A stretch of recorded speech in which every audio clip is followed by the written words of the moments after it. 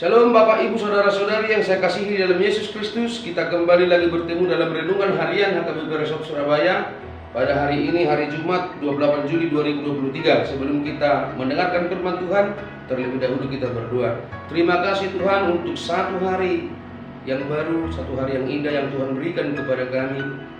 Kami sungguh bersuka cita karena kami bangun dari tempat tidur kami di dalam kesehatan. Ya Bapa, sebelum kami memulai segala aktivitas kami mau berserah kepadamu. Kami mau disapa oleh firman-Mu, karena kami yakin dan percaya firman-Mu adalah pelita bagi hidup kami. Terima kasih Tuhan, mampukan kami untuk mengerti firman-Mu, terlebih melaksanakannya di dalam kehidupan kami sehari-hari. Amin. Bapak Ibu Saudara-saudari, firman Tuhan yang menyapa kita pada pagi hari ini tertulis dalam Amsal pasal 15 ayat 1. Amsal pasal 15 ayat 1. Demikian pembacaan firman Tuhan. Jawaban yang lemah lembut meredakan kegeraman, tetapi perkataan yang pedas membangkitkan marah. Jawaban yang lemah lembut meredakan kegeraman, tetapi perkataan yang pedas membangkitkan marah. Alus nalabok paubun rimas, ala yang gohat anak koras mabayan masih jongjong, hati-hati. Demikian pembacaan firman Tuhan. Bapak Ibu Saudara-saudari, pada suatu hari ada seorang ibu yang membawa anaknya jalan-jalan. Si ibu dan si anak ini adalah orang yang berkulit putih, dan si ibu membawa anaknya ini naik taksi yang dikemudikan oleh seorang pria yang berkulit hitam. Tepat sekali pada saat itu baru pertama sekali si anak ini melihat orang kulit hitam, sehingga ia ketakutan. Di dalam ketakutan ia bertanya kepada ibunya, "Ibu, apakah orang ini penjahat? Apakah yang dilakukannya sehingga kulitnya hitam?" Sopir itu terdiam setelah mendengar perkataan si anak itu.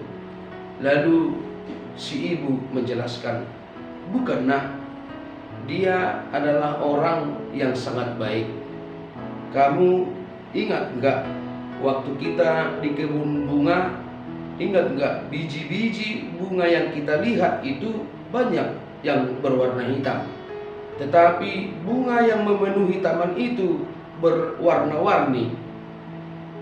Bunga yang memenuhi taman itu banyak sekali ragam warnanya, sehingga si anak itu mengangguk-angguk, dan kini dia terlepas dari rasa takut dan dia tersenyum kembali, tidak lagi takut pada sopir taksi yang berkulit hitam tersebut." Bapak Ibu Saudara-saudari, menurut Amsal, hati orang benar itu selalu menimbang jawaban, tetapi mulut orang fasik mencurahkan hal-hal yang jahat. Kita bisa baca di ayat 28. Lidah orang bijak mengeluarkan pengetahuan, tetapi lidah orang curang melukai hati. Lidah orang yang curang melukai hati. Bisa kita baca juga di ayat 4. Menyadari hal ini, Bapak Ibu Saudara-saudari, pemazmur memiliki tekad untuk menjaga diri supaya tidak berdosa dengan lidahnya. Ia hendak menahan mulutnya dengan kekang, dan memohon kepada Tuhan untuk mengawasi dan menjaga mulutnya pada pintu bibirnya. Kita bisa baca di Mazmur pasal 141 ayat 3. Pemazmur memohon kepada Tuhan untuk Tuhan membantunya menjaga dan mengekang bibirnya, karena dia tidak mau melalui mulutnya, melalui bibirnya dia banyak berdosa. Bapak Ibu Saudara-saudari, banyak orang di dalam kehidupan ini menggunakan mulutnya untuk mengungkapkan kata-kata yang menyakiti, kata-kata yang melemahkan, kata-kata yang menghancurkan kehidupan orang lain.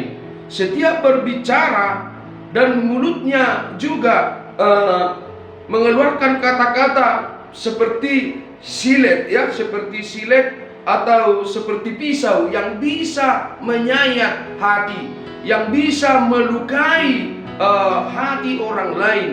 Perkataannya itu menyayat, perkataannya itu menyakiti, perkataannya itu melukai perasaan, menyedihkan perasaan orang lain.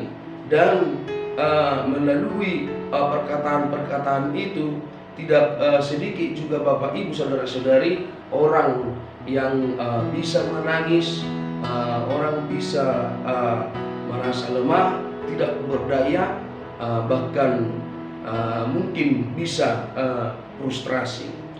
Melalui nats ini Bapak Ibu saudara-saudari kita diingatkan bahwa kita pengikut Kristus, kita sebagai orang Kristen untuk mau seperti pemazmur menjaga mulutnya, untuk mau seperti pemazmur menggunakan mulutnya sebagai menjadi penyemangat, menjadi pemberi arti, menjadi pemberi rasa senang, menjadi penyejuk hati bagi orang-orang yang mendengarkan perkataan kita, baik keluarga, baik sahabat, teman dekat, atau siapapun yang berbicara dengan kita. Hendaknya mulut kita ini mengeluarkan kata-kata yang sopan. Kita diajari untuk menggunakan mulut secara bijak, sehingga jawaban dan penjelasan kita dapat membangun, dapat menguatkan orang lain, dapat menenangkan dan menyejukkan hati dan suasana hati dan pikiran orang lain. Tidak seperti anak-anak dalam cerita tadi, ketika dia melihat kulit hitam, apakah dia orang jahat? Apakah yang dilakukannya sehingga kulitnya hitam? Artinya karena dia masih anak-anak, dia tidak bisa menjaga perasaan orang yang mendengarkannya. Kita juga Bapak Ibu saudara-saudari seringkali demikian, kita secara sengaja untuk mempermalukan, kita secara sengaja untuk menyakiti hati orang yang ada di sekitar kita.